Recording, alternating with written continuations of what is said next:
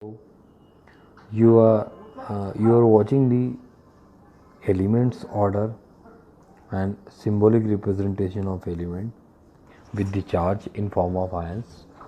Now sodium +1 charge, potassium +1 charge, silver +1 charge, copper +1 charge, magnesium, calcium, zinc, iron, copper having +2 charge, aluminium और iron +3 charge. अच्छा, iron दो state में +2 and +3 दोनों state में exist होता है, तो आपको दिमाग में याद रखना है +2 +3 स्टेट दोनों ही पॉसिबल है।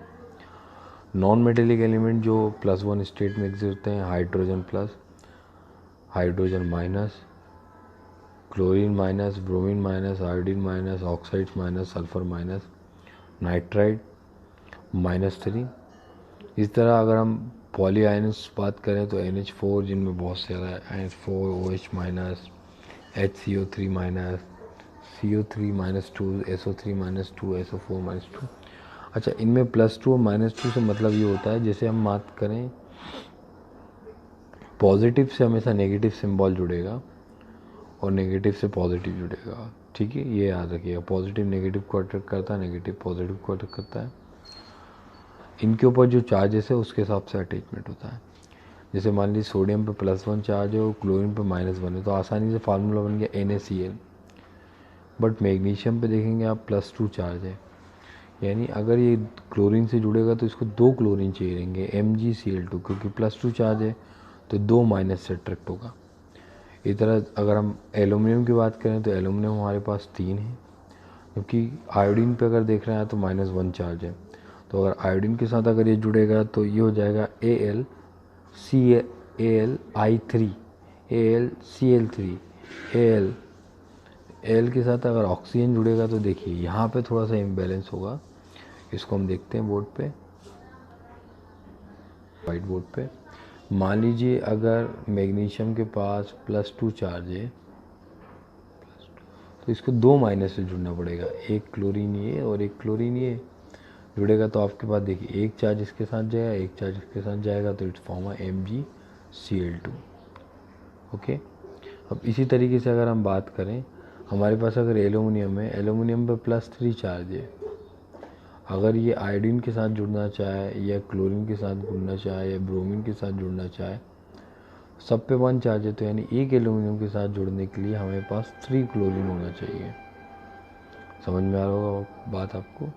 अगला, अगर इसी चीज़ को मैं बात करूं, अगर हमारे पास एल्यूमिनियम जो है +3 चार्ज है और ऑक्सीजन -2 चार्ज है, तो हम कैसे जोड़ेंगे इसको? देखिए क्या करना पड़ेगा हमें, ऑक्सीजन एल्यूमिनियम एक और बढ़ा देंगे तो यहाँ पे हो जाएगा +3 चार्ज, और ऑक्सीजन को हमें पास 2 और बढ़ाना पड़ेगा। देखिए तो यहाँ पे काउंट करिए, +3 ++3, तो टोटल हो गया +6, और यहाँ पे -2 को काउंट कर दिए तो -6। तो इस तरीके से +6 के साथ -6 जुड़ जाएगा, तो हमारा जो फाइनल फार्मूला आएगा वो आएगा Al2O3। आपको समझ में आ रहा होगा। इस तरह कुछ पॉली एटॉमिक आयंस होते हैं, जैसे बात करें NH4 + Cl, और इसके साथ प्लस में इसके साथ अगर हमें क्लोरीन जोड़ना है तो एक ही जाएगा, अगर इसके साथ हमें OH जोड़ना है तो ये भी एक जाएगा, यानी ये हो जाएगा NH4OH। इसको ध्यान से समझे, बहुत इंपॉर्टेंट है। चलिए आगे। इसके बाद अगर हम बात करें कार्बोनेट की, CO3, इस पे -2 चार्ज होता है। अगर इसे सोडियम के साथ जोड़ना है तो ध्यान से देखिए, सोडियम पे केवल 1 प्लस होता है, तो कितने सोडियम चाहिए हमें? 2, फार्मूला Na2। इसी तरह अगर कार्बोनेट को कैल्शियम के साथ जोड़ना है CaA, तो ऑलरेडी इस पे 2 प्लस होते हैं, फिर ऐड हो जाएगा। ठीक है, ओके। अगर ये चीज़ हम बात करें नाइट्रोजन के केस में, तो नाइट्रोजन को 3 इलेक्ट्रॉन की रिक्वायरमेंट होती है, जबकि एल्यूमिनियम ऑलरेडी 3 इलेक्ट्रॉन डोनेट कर सकता है, तो ये एक ही साथ जुड़ेगा। ठीक है, अगर सपोज डेट नाइट्रोजन को सोडियम के साथ जुड़ना, जबकि सोडियम तो हमारे पास +1 चार्ज कैरी करता है, तो कितने सोडियम चाहिए रहेंगे आपको? 3 सोडियम। तो जो भी फार्मूले बने हैं वो आयंस के चार्ज के ऊपर बनते हैं, प्लस और माइनस के ऊपर, जितने प्लस माइनस होंगे उसके हिसाब से चार्जेस बनते हैं। ओके, ये कुछ इक्वेशंस दिए हैं, आप समझने की कोशिश करिए।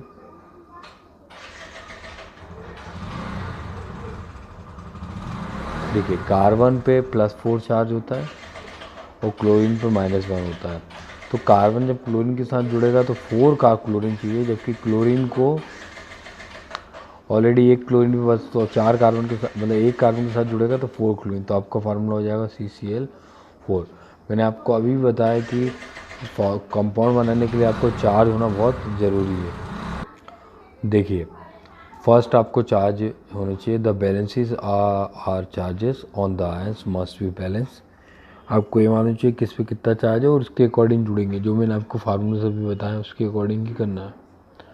चले आगे देखें, ये आपको दे रहा है फार्मूला CCl4, मैंने आपको अभी समझाया। सेकेंड, पॉलीएटॉमिक में भी वही कंडीशन है, चार्जेस आपको याद होना चाहिए। जैसे मैग्नीशियम पे देखो +2 चार्ज होता है, नीचे देखिए चार्ज दिया है, जबकि क्लोरीन पे -1 हुआ, तो एक मैग्नीशियम से जो है 2 क्लोरीन जुड़ेंगे। ठीक है, तो फार्मूला हो गया आपका MgCl2। ठीक, ये हुआ formula of the simple compound.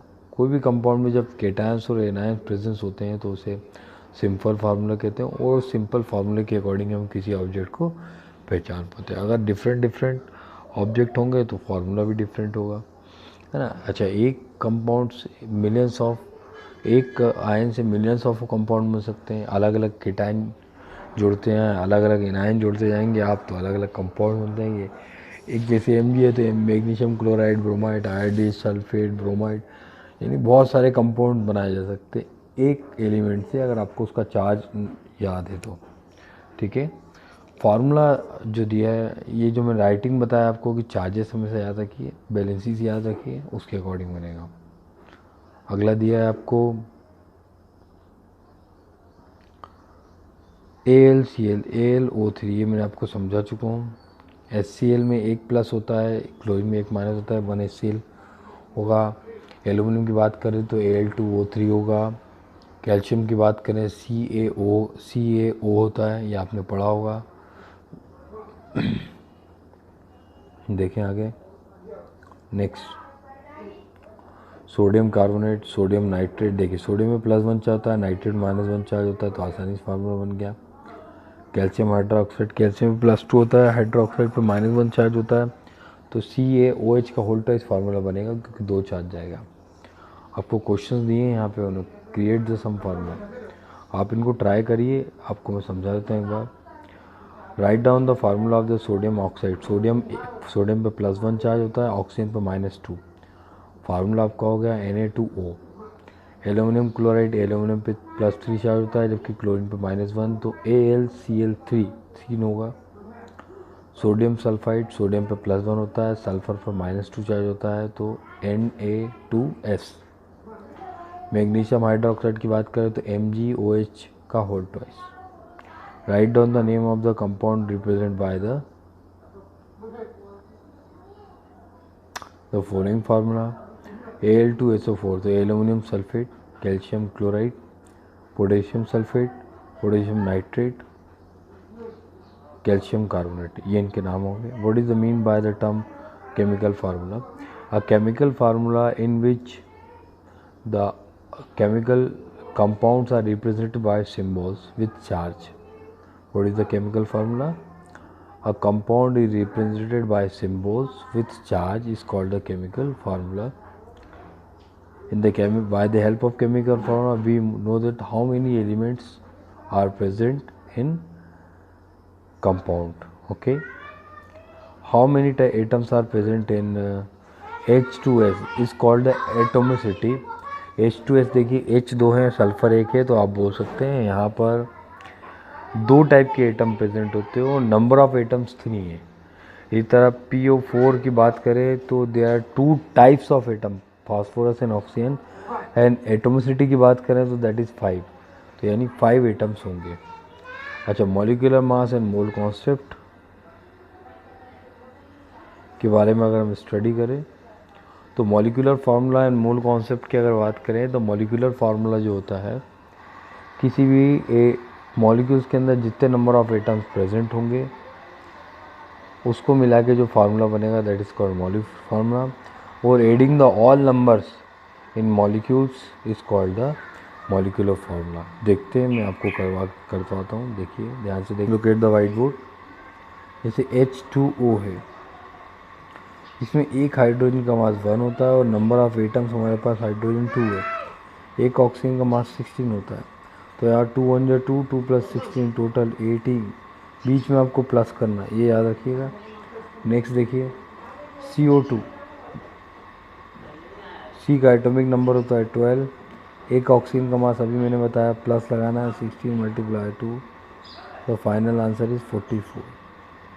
Okay, इस तरह अगर हम बात करें C6H12O6 की, तो यहाँ पे 6 कार्बन है और एक कार्बन का मास होता है 12, देन कितना हाइड्रोजन है 12, 1 हाइड्रोजन का मास होता है 1, एक कितने ऑक्सीजन है 6 × 1 ऑक्सीजन मास है 16, तो you get approximate 180 grams.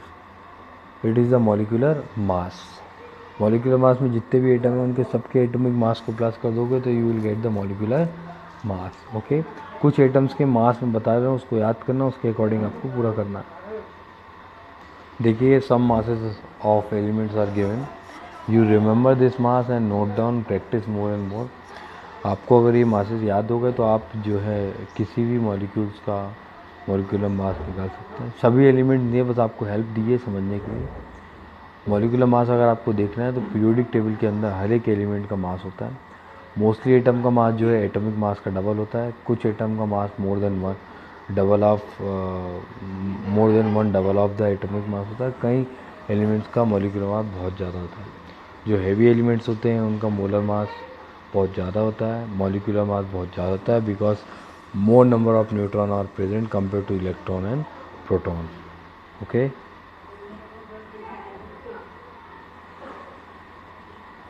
H2O का मॉलिक्यूलर मास क्या है उन्होंने, H2 1 hydrogen mass is 1 and oxygen mass is 16, तो फाइनल आंसर इज 18।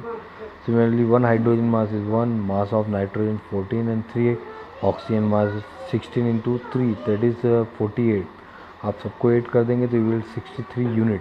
अच्छा, यूनिट्स मतलब कि इतने भाग से मिलकर बना है। यूनिट्स मतलब होता है जैसे हम 1 यूनिट 2 यूनिट 3 यूनिट, तो इसी तरह हम ये बोल सकते हैं कि 1 यूनिट मतलब 63 यूनिट से मिलकर बना हुआ है। ठीक है। अच्छा, फार्मूला यूनिट मास क्या होता है, formula unit mass of the substance is the sum of the atomic masses of all the atom in formula unit of compound. जो ऊपर आपने मॉलिक्यूलर मास निकला है इसमें हमने मासेस को कैलकुलेट करा, अगर इसी को हम फार्मूले की बात करें तो ये फार्मूला मास कहलाएगा। ये भी एक यूनिट मास ही होता है जिसको हम आसानी से कैलकुलेट कर सकते हैं। देखिए ये भी बात वही है, बट थोड़ा बोलने का तरीका हो कि हमको अगर जैसे कैल्शियम कार्बोनेट चाहिए तो 1 कैल्शियम 1 कार्बन और 3 ऑक्सीजन अगर मिलाएंगे तो कैल्शियम कार्बोनेट बन जाएगा। ठीक है, that is a formula mass unit बोल दिया हमने। कैल्शियम क्लोराइड देखिए यहाँ दिया, तो तरीका वही है। देखिए 1 कैल्शियम और 2 क्लोरीन, तो 40 + 2 × 35.58 किया तो you will get the 111 units. It is called the molecular mass.